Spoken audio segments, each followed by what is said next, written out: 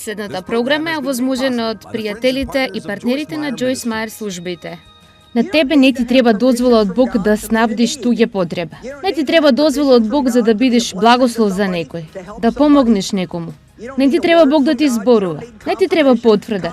Потврди можеш да најдеш секаде низ Библијата.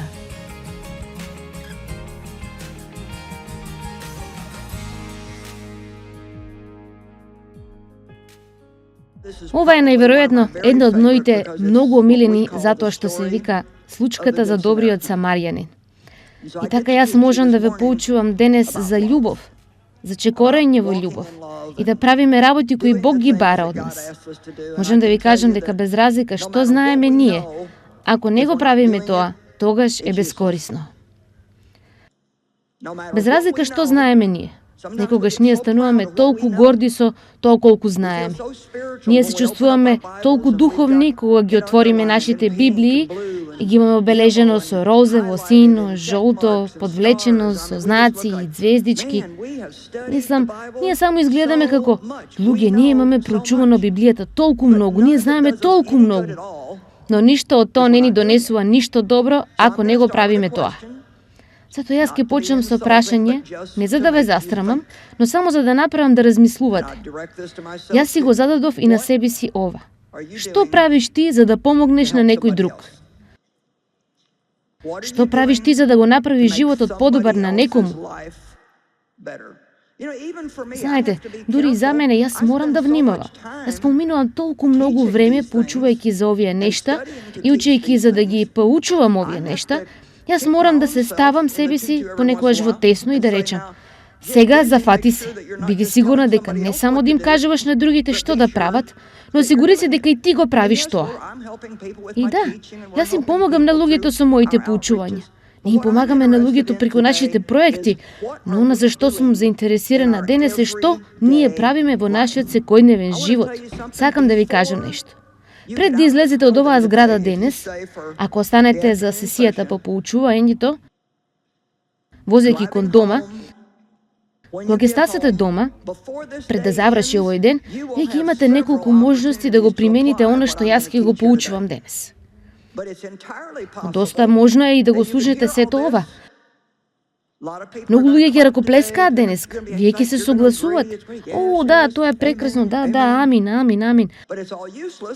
Но се е бесполезно кога вие ќе имате шанса да направите нешто, дали ќе го сторите тоа или не. И ќе ви кажам, има еден збор за кој треба да размислиме неколку минути. Зборот изговор. Имаме толку многу изговори, зашто не можеме да го сториме тоа, иако знаеме дека треба да го сториме, или дека ќе го сториме, но не можеме да го сториме сега. Знаете, има стих во проповедник кој вели: ако чекаш сите услови да бидат поволни, ти никогаш нема да посееш. Колку често ние си мислиме: пак ќе го сторам тоа кога ќе имам повеќе време. Кога нема толку да сум зафатена, кога ќе имам повеќе пари, наредниот пат ќе го сторам тоа. Но сега е времето кога ние треба да почнеме да превземаме акција. Дозволете да ви кажам што светот треба да види и ова го мислам со целото свое срце.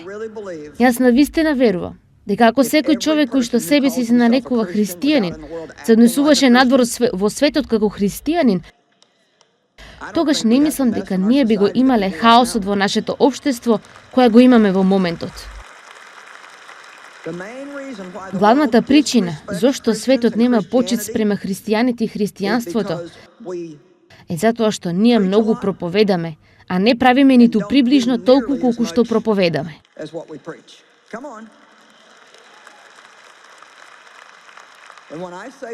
Кога велам ние, мислам на секој еден од нас. Татко, јас ти благодарам за словото денес. Се молам тоа да биде примено милостиво и дека ќе донесеме промена во животите, во името на Исус. Лука 10, 25-29. И ете, стана еден законник да го испита и искушува него, мислејќи на Исус, велејќи: Учителе, што треба да направам јас за да наследам вечен живот? Тоа значи да учествува во вечното спасение во царството на Месијата. Исус му рече: Добро, што е напишано во законот? Што читаш таму? Тој одговори: треба да го љубиш Господ, твојот Бог, со сето твое срце, со сета твоја душа, со сета твоја сила и со сиот свој разум. И треба да го љубиш твојот ближен како што се љубиш самиот себе си. Сакај го Бог, сакај се себе си на балансиран начин, сакај ги другите луѓе. Ако досега не сте ме слушнале да зборувам за љубов према себе си, не е себично да се сакаш себе си. Бог те сака. Ти треба да ја примиш неговата љубов и треба да имаш почит и добро однесување спрема себе си. Ние не правиме се правилно, но мораме да имаме здрава врска со себе си, затоа што ако немаме, ние никогаш нема да имаме добра врска со други луѓе. Знаете зошто? Ти не можеш да го дадеш она што го немаш.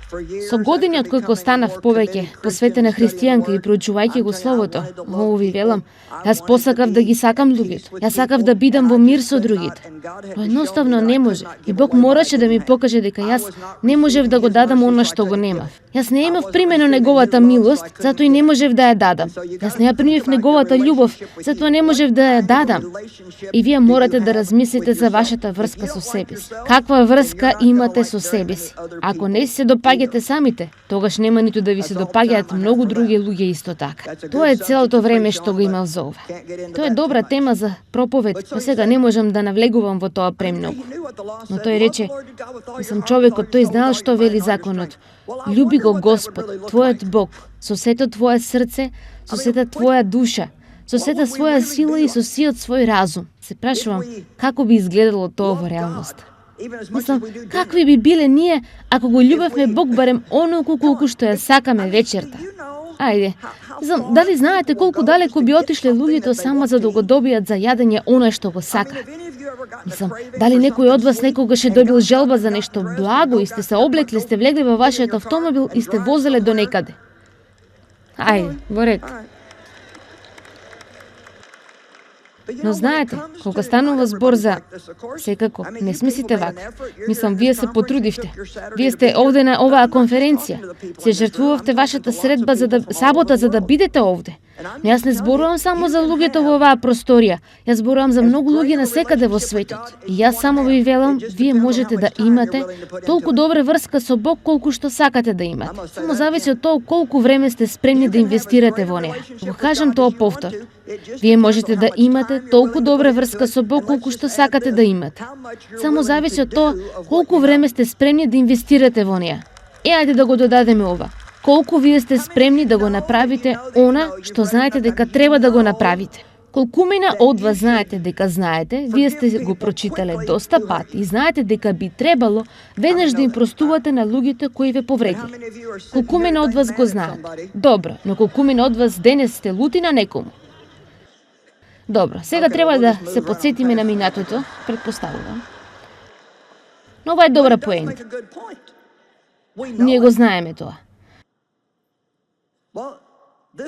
Па овој религиозен човек, овој адвокат, тој знаеш. Тој можеше веднаш да му одговори на Исус. Исус рече: што вели законот? Мислам дека тој го имал одговорот. Јас сум сигурна дека тој се чувствувал толку горд на себе си.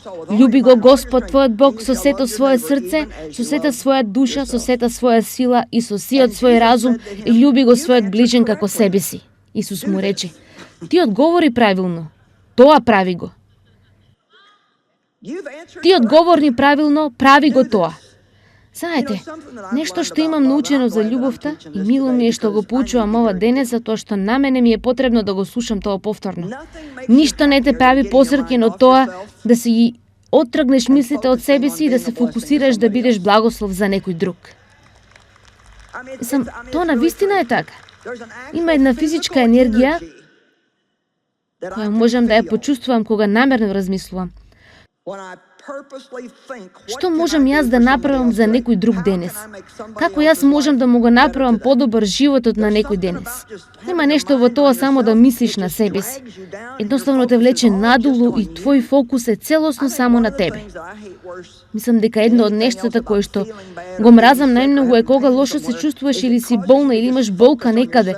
И тоа прави да се фокусираш само на себе си и како ти се чувствуваш цело време. Јас не сакам да го живеам мојот живот така.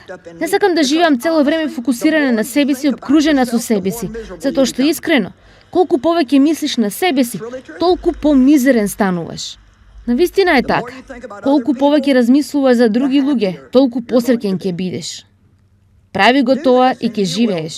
Погледнете го увитувањето.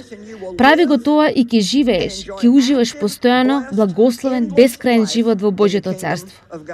Значи тој всушност вели, види, ако ти дозволиш љубовта да биде центарот на твојот живот, сакајќи го Бог, сакајќи се себе си на балансиран начин, сакајќи ги другите, ти ќе бидеш еден навистина среќен христијанин. Ти ќе имаш живот кој вреди да се живее. Ти ќе имаш радост.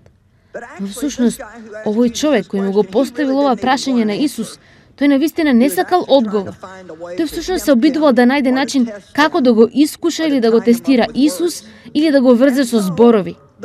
И така човекот рекол, стих 29 вели, но тој, бивајќи решителен да се оправда себе си од укорот, бидејќи веќе ова почна да го иритира, тој рече, а кој е мој ближен? Предпоставам дека тоа е големото прашање пред нас денес. Кога Бог ни вели да се сакаме сите, за кој тој точно зборува? Мислам, дали сите се сите?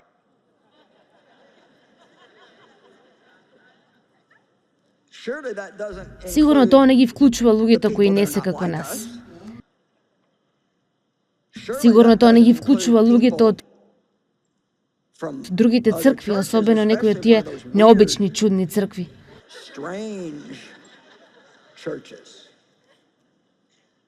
О, не, јас не можам да ги сакам нив.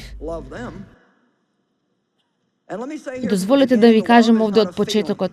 Љубовта не е чувство. То не е чувство со пеперутки. Љубовта е одлука како ќе зборуваме за другите луѓе. Хајде, како ќе зборуваме за другите? Не мораме да зборуваме за тоа колку за никаде е другата црква или колку работи не ви се допаѓаат за... Знаете, само најдете нешто за кое можете да се согласите. Дали сите вие верувате во Исус? Дали го љубите Бог?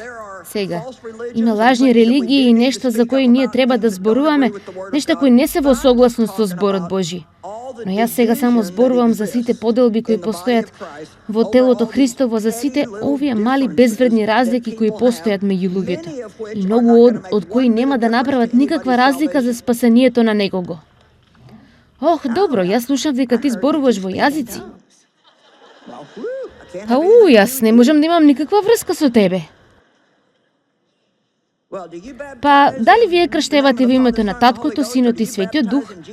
Или крштевате само во името на Исус? Мислам, цели деноминации се делат на половина заради такво нешто. Дали вие верувате во крштевање на бебиња или мислите дека човек треба да се крштува кога ќе е возрасен?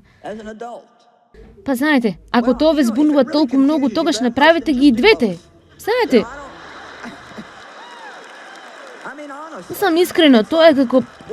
Ние се напрегаме да го најдеме комарецот и ја пропуштаме целата поента за оно што Бог го сака за нас.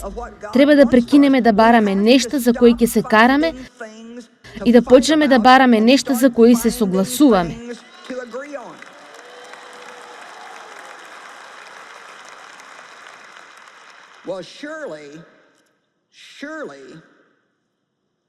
Упа, сигурно тој не мислел да ги сакаме нашите непријатели. Ако го истрпите ово доволно долго, на крајот јас ќе завршам со стих кој сите ќе не остави вака. Мора да се шегуваш. Јас сакам да запамтите дека да сакаш некого не е како ти се чувствуваш за таа личност, туку како ти ќе одлучиш да се однесуваш кон нив заради твојата љубов кон Бог. Сега, ние заклучивме претходно дека да ги сакаш луѓето не значи дека никогаш нема да се соочиш со нивното лошо однесување. Тоа не значи дека треба да го занемариш нивниот грешен живот и никогаш да не ги соочиш со тоа. Но ти можеш да сакаш некој дури со кој што не се дружиш многу и не се чувствуваш дека би можел да се дружиш со него, зашто неговиот начин на живење ќе те спречи да поминуваш долго време со нив. Но ти се уште можеш да ги сакаш. Тогаш, како би изгледало тоа? Моли се за нив. Сега, јас се подготвувам да кажувам нешто важно овде. Ти нема да зборуваш лошо за нив. Ова е многу едноставно. Како можам да сакам? Гледате, ние мислиме дека ако ги немаме сите овие прекрасни чувства за некој, дека ние не ги сакаме. Но навистина, то нема никаква врска со љубовта. Љубовта е избор за тоа како ќе се однесуваме со луѓето. И ние можеме да сториме многу нешта за Исус кои не би сакале да ги сториме за некој друг. Тоа треба ние да го сватиме. Ќе употребам еден пример. Секако, ако сте ги слушнале повеќето од моите поучувања, знаете дека јас доаѓам со лошо миното, страдајќи од сексуално малтретирање од мојот татко, така јас зборувам многу за мојата врска со него. Знаете колку беше тешко тоа. Но мојата мајка исто така беше дел од тоа, затоа што таа знаеше што тој прави и таа не стори ништо за тоа. Ако сакате да ја знаете целосната вистина, јас минав низ потешко време надминувајќи го тоа, отколку тоа што тој ми го стори, затоа што искрено јас се уште не разбирам. Јас не можам да сватам како една мајка би можела да го стори тоа. Јас едноставно не разбирам. Јас знам дека беше исплашена од мојот татко, а стравот ќе те натера да направиш многу луди нешта. И некој не чул за сексуална злоупотреба. Никој не зборувал за инцест порано кога јас минував низ ова.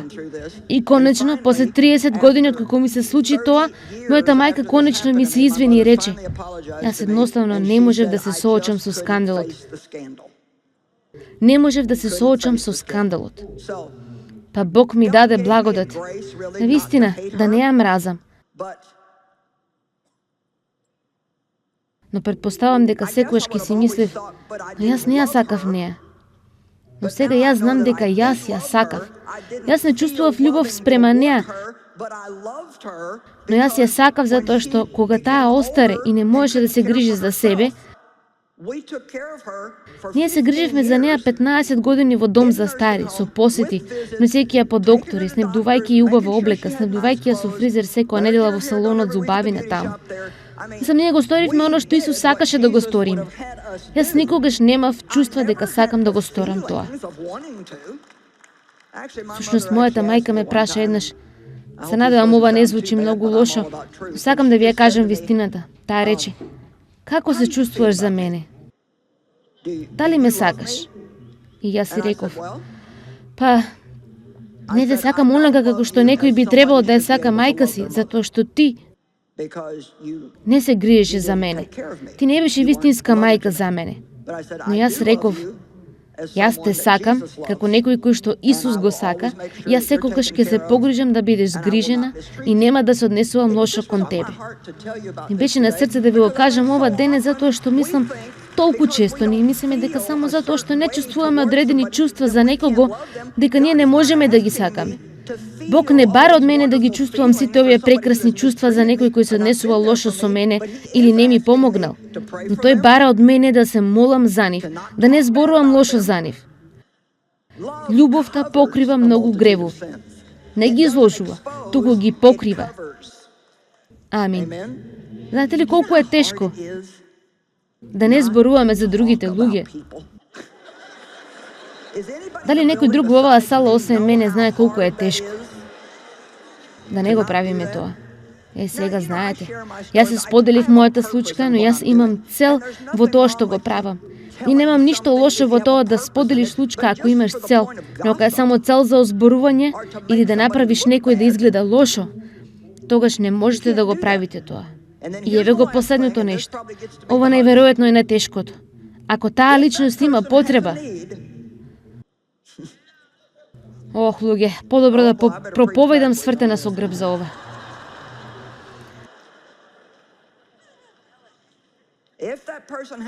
Ако таа личност има потреба и ти можеш да ја снабдиш таа потреба, без разлика дали е некаква грижа или време или некаква помош, пари. Мислам, освен ако знаете од Бог дека тој не сака вие да го сторите тоа. Видите, пред неколку години јас направив промена која навистина ми беше полезна. Кога на некој му е потребна помош, јас повеќе не се молам вака: сега Боже, ако ти навистина сакаш јас да го сторам тоа,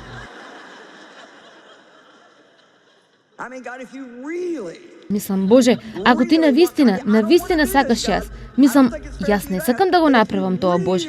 Јас мислам дека не е фер ти да го бараш тоа, но ако ти навистина сакаш јас да го сторам ова, мислам, и беше потребно како една гласна труба, 3 ангели, 2 пророка и 4 потврди. Знаете, зачудувачко е колку потврди ни се потребни кога ние не сакаме да сториме нешто. И колку малку потврди ни се потребни кога сакаме да сториме нешто. Никогаш не сум го рекла ова претходно, ова беше добро и мислам дека ќе го кажам пак.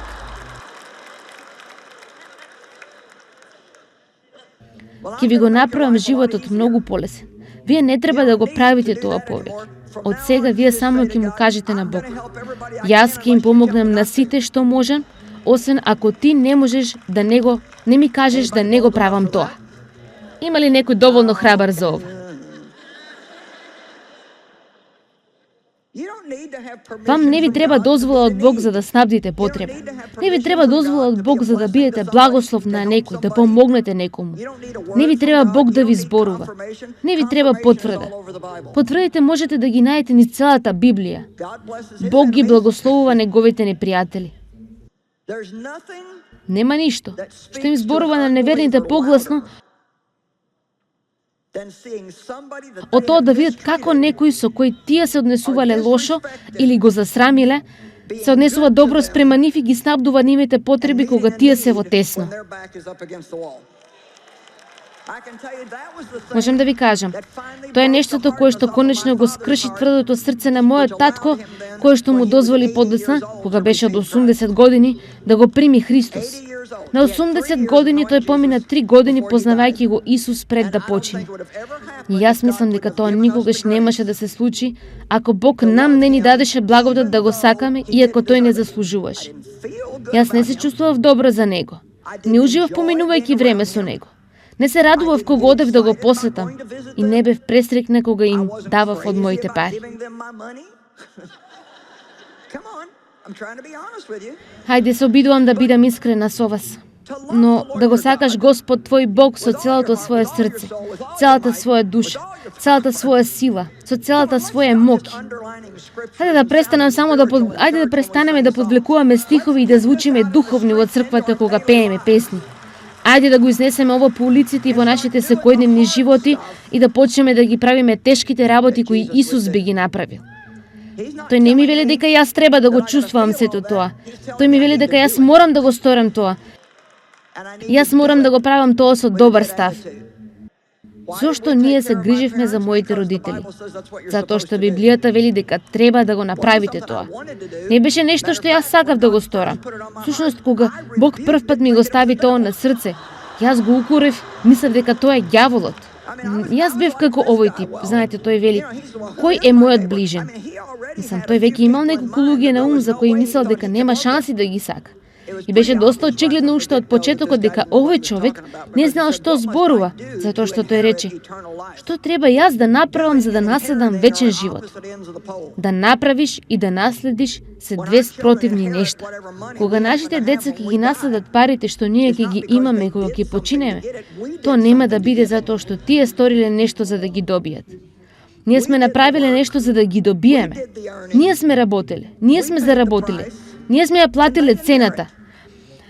А ги следиме. Мислам, тоа е најдобрата сделка. Тие само случајно завршиле со правото презиме. Тие случајно ја имале истата крв.